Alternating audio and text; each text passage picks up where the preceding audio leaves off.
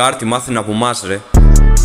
Αυτό είναι ραπ, αυτό είναι ραπ. Θα καταντήσετε μπεκρίδες όλη μέρα στα σκυλάδι. Πρώτα θέλαν όλοι να κάνουνε ραπ, τώρα χάθηκα. Σημερινά παιδιά όλα γίνανε αχάριστ. Fake streams δεν μπορείς, δεν μας ξέρει κανείς. Πρώτα απ' όλα στη ζωή είναι να έχεις μια τιμή. Όλα ψέματα, κανένα δεν πιστεύω πως θα πέρασα αυτή η χρονιά. Από τώρα δεν αντέχω. Κουκαρούμε με το μηνά, στο τσικάλι μαγειρεύω. Σου είπε για να κάνεις ραπ, πρέπει να είσαι απ' το γκέτο. Ποιος?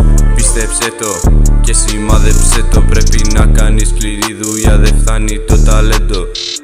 Πίστεψε το και σημάδεψε το. Πρέπει να κάνεις σκληρή δουλειά, δεν φτάνει το ταλέντο. Μα δεν έχεις καν ταλέντο, κάρτι, auto-tune και μόνο. Με πονέσαν τα αυτιά μου από ένα σοκ και μόνο.